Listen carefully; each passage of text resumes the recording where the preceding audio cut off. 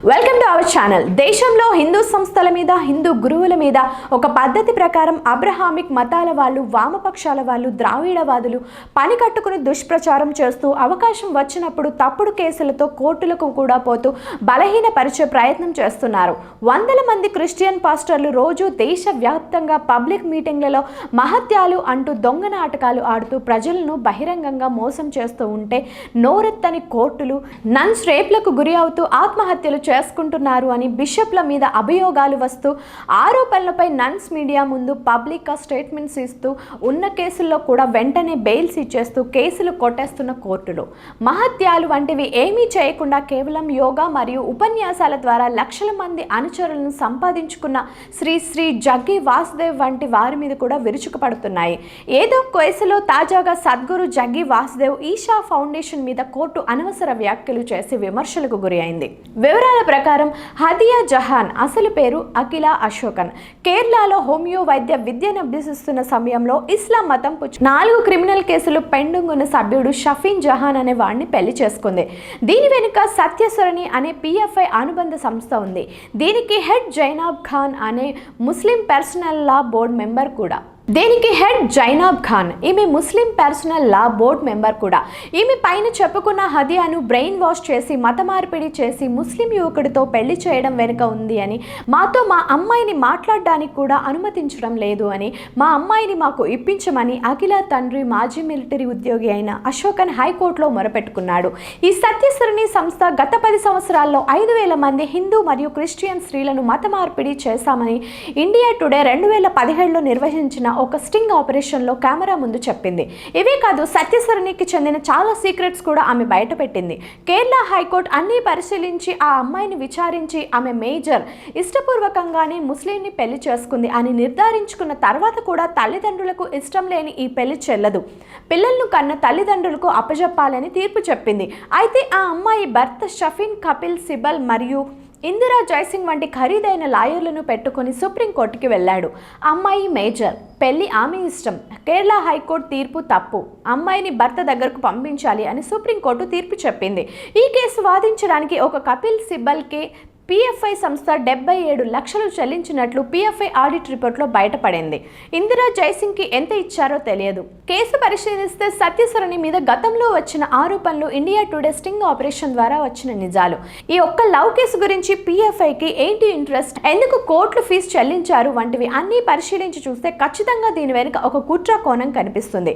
అయినా సుప్రీంకోర్టు ఇవేవి పట్టించుకోకుండా అమ్మాయి మేజర్, పెళ్లి అమ్మాయి ఇష్టమని ఫైనల్ తీర్పు ఇచ్చింది. సుప్రీంకోర్టు తీర్పు వచ్చిన కొద్ది కాలానికే ఆ షఫీన్ ఈ అఖిలను వదిలేశాడు. అది వేరే విషయం. సరే, ఇక జగ్గి వాసుదేవ్ ఈషా సంస్థ మీద ఆరోపణ చూడండి. తన కూతుర్లు గీతా కామరాజ్, లలితా కామరాజ్లను జగ్గి వాసుదేవ్ ఈషా సంస్థ బెయిన్ వాష్ చేసి సన్యాసులుగా మార్చింది. మా అమ్మాయిలని చూడడానికి, మాట్లాడడానికి అనుమతించడం లేదు, మా అమ్మాయిలను మాకు అప్పజెప్పండి అంటూ మద్రాస్ హైకోర్టులో ఈ పిల్లల తండ్రి డాక్టర్ కామరాజ్ హెర్బైస్ కార్పస్ పిటిషన్ ఈ మధ్య దాఖలు చేశాడు. ఇలా జగ్గి వాసుదేవ్ ఈషా ఫౌండేషన్ మీద అనేక ఆరోపణలు రావడం కొత్త కాదు. 2 దశాబ్దాలుగా చేసిన ఆరోపణలే ఉండి మళ్ళీ చేస్తూ వస్తున్నారు. సాధారణంగా వస్తున్న ఈ ఆరోపణలు ఈ విధంగా ఉంటున్నాయి. మంచి తెలివైన ప్రతిభావంతులైన యువతికి బ్రెయిన్ వాష్ చేసి ఆశ్రమంలో బందీలుగా ఉంచుతున్నారు. వీళ్లను మత్తులో లేదా వేరే లోకంలో ఉంచడానికి వారికి తిండిలో మత్తి పదార్థాలు కలుపుతున్నారు. బీదవాళ్లను మాయం చేసి మోసం చేసి ఆశ్రమానికి రప్పించుకొని కిడ్నీలు తీసి విదేశాలకు అమ్ముకుంటున్నారని, రాజకీయ నాయకులను, పోలీసు అధికారులను డబ్బుతో కొంటూ కేసులు రాకుండా చూసుకుంటున్నారని కామరాజ్ చేసిన ఈ ఆరోపణలు కొత్తవి కాదు. ఈయన 2016 అంటే 8 సంవత్సరాల కిందటే ఈ ఆరోపణలు చేశారు. అప్పటికి ఈ పిల్లల వయసు 34 సంవత్సరాలు, 31 సంవత్సరాలు. అప్పటికే వాడు 7 సంవత్సరాలుగా ఈషా ఫౌండేషన్లో ఉంటూ 5 సంవత్సరాలుగా సన్యాసులుగా ఉన్నారు. ఆ ముందు 7 సంవత్సరాలు ఈ ఆడపిల్లలు తల్లిదండ్రులతో రెగ్యులర్గా టచ్లోనే ఉన్నారు. ఇంకా లోతుగా వెళ్తే 2016 నాటికి ఈ డాక్టర్ కామరాజ్ ప్రొఫెసర్ మరియు డీన్గా కోయంబత్తూరు అగ్రికల్చరల్ యూనివర్సిటీలో చేసి రిటైర్ అయ్యాడు. అతని భార్య పీజీ చేసి ఒక జాతీయ అవార్డు పొందిన ఎన్జిఓ అధినేతగా ఉంది. వాళ్ళకి 2 అమ్మాయిలు, గీత మరియు లత. ఈ పెద్దమ్మాయి గీత బ్రిటన్లో ఒక యూనివర్సిటీలో చదివి అక్కడే ఉద్యోగం చేస్తూ ఉండగా 2007లో తల్లిదండ్రులు కుదిర్చిన సంబంధంలో జైశీలన్ అనే అతన్ని పెళ్లి చేసుకుని తాను చేస్తున్న యూనివర్సిటీలోనే భర్తకు ఉద్యోగం సంపాదించింది. అయితే ఆ భర్త తాగుబోతూ అయ్యి ఈ గీతను హింసిస్తూ ఉండడంతో 2008లో గీత తల్లిదండ్రులే విడాకులకు ఏర్పాటు చేశారు. అయితే భర్తతో విడాకులు తీసుకుని ఒంటరిగా ఉన్న గీతను ఆమె తల్లే తమ ఇంటికి 20 కిలోమీటర్ల దూరంలో ఉన్న ఈషా ఫౌండేషన్కి తీసుకువెళ్లి యోగాకి పరిచయం చేసింది. రెండో కూతురు అన్నా యూనివర్సిటీలో చదువు పూర్తి చేసుకుని ఈ ఈషా ఫౌండేషన్లో యోగా కోర్సులో చేరింది. ఆమె తరువాత కాగ్నిజెంట్ కంపెనీలో ఉద్యోగంలో చేరిన 2011 వచ్చేసరికి ఈషా ఫౌండేషన్ కార్యకలాపాల్లో వీరిరువురు పాలు పంచుకోవడం ఎక్కువగా అయ్యి పూర్తిగా దానికే తమ సమయం కేటాయించడం మొదలుపెట్టి బ్రహ్మచర్యం తీసుకున్నారు. అయితే బ్రహ్మచర్యం తీసుకుంటున్నట్లు తమకు తెలియదు అని తల్లిదండ్రులు చెబుతూ ఉంటే మేం ప్రతి విషయం తల్లిదండ్రులతో పంచుకునేవారం. మేం బ్రహ్మచర్యం తీసుకున్న తర్వాత కూడా సుమారు 4.5 సంవత్సరాలు అమ్మ నెలకు 2-3 సార్లు ఆశ్రమానికి వచ్చి మాతో ఉండేది. నాన్న తక్కువగా వచ్చేవాడు అని ఆ ఆడపిల్లలు చెబుతున్నారు. మా తల్లిదండ్రులను ఆశ్రమంలో అందరికీ తెలుసు. అమ్మ 1-2 సార్లు ఆశ్రమం వంటగదిలోకి వెళ్ళి వంట కూడా చేసేది అని కూడా ఆ ఆడపిల్లలు చెబుతున్నారు. అయితే కారణాలు తెలియదు కానీ 2016లో తన ఆడపిల్లలను ఈషా ఫౌండేషన్ బందీలుగా ఉంచింది అని, తమకు ఆ ఇద్దరు పిల్లలే కావడంతో వారి ద్వారా మా ఆస్తి కాజేయడానికి ఈషా ఫౌండేషన్ ప్రయత్నిస్తోంది అని తమ కుల పెద్దలకు, మీడియాకు మరియు ప్రభుత్వానికి ఈ కామరాజ్ ఫిర్యాదు చేశాడు. అక్కడితో ఆగకుండా ఈయన మీడియాకు పలు ఇంటర్వ్యూలు ఇచ్చి జగ్గి మీద, ఆశ్రమం మీద పలు తీవ్ర ఆరోపణలు చేశాడు.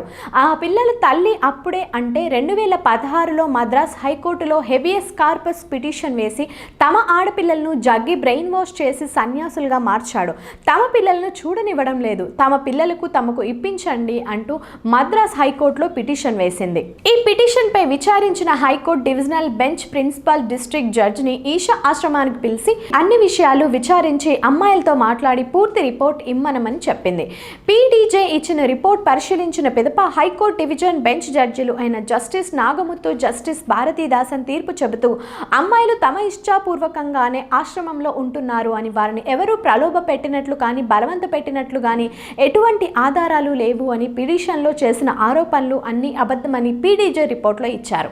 అందువల్ల ఈ పిటిషన్ని కొట్టేస్తున్నామని హైకోర్టు డివిజన్ బెంచ్ తల్లి వేసిన పిటిషన్ని మళ్ళీ కొట్టేసింది. ఇది ఇలా ఉండగా మళ్ళీ ఇన్ని సంవత్సరాల తర్వాత ఇప్పుడు ఈసారి ఈ ఆడపిల్లల తండ్రి మళ్ళీ మద్రాస్ హైకోర్టులో హెబియస్ కార్పస్ పిటిషన్ వేసి తమ పిల్లలను తమకు అప్పగించమని కోరాడు.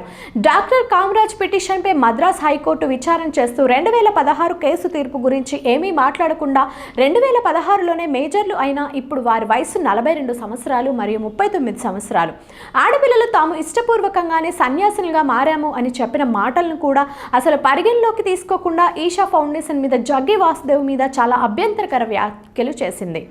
జగ్గి తన కూతుళ్లకు పెళ్లి చేసి వేరే యువతులను సన్యాసులుగా మార్చడానికి ఎందుకు ప్రోత్సహిస్తున్నారు అని, ఈ ఫౌండేషన్ మీద ఉన్న అన్ని క్రిమినల్ కేసులపై విచారణ చేయండి అంటూ హైకోర్టు ఆదేశాలు జారీ చేసింది. ఇటువంటి విషయాల్లో తనిఖీ ఆదేశాలను జారీ చేయడానికి తమకు ఆర్టికల్ 226 పూర్తి అధికారాలు ఇచ్చింది అని హైకోర్టు పేర్కొంది. హైకోర్టు ఆదేశాలను అనుసరించి నిన్న 10 పోలీసు వ్యానుల్లో ఒక ఎస్పీ మరియు 3 డిఎస్పీలు, సోషల్ వెల్ఫేర్ డిపార్ట్మెంట్, రాష్ట్ర ప్రభుత్వ అధికారులు, 150 మంది పోలీసులు ఈషా ఫౌండేషన్లో ఉన్న వారిని విచారించడానికి వెళ్లారు. అన్ని రూములు తనిఖీ చేసి అక్కడ ఉంటున్న వారి పూర్తి వివరాలు సేకరించారు. ఈ తనిఖీలపై ఈషా ఫౌండేషన్ ఒక ప్రకటన విడుదల చేస్తూ ఇక్కడ ఉన్న వారందరూ వయోజనులే, వారి ఇష్టానుసారమే ఇక్కడ ఉంటున్నారు, ఇష్టమైన వారు బ్రహ్మచర్యం తీసుకుంటున్నారు. ఈషా ఎవరినే బ్రహ్మచర్యం తీసుకోమని కానీ వివాహం చేసుకోమని కానీ ప్రోత్సహించదు. అందరూ మేజర్లు, వారికి నచ్చిన మార్గం ఎంచుకుంటారు అని చెప్పింది. ఈ ఇష్యూని అడ్డుపెట్టుకుని ఫౌండేషన్ మీద బురద జల్లుదామని ప్రయత్నించే అందరి మీద తగు లీగల్ చర్యలు తీసుకుంటామని కూడా చెప్పింది.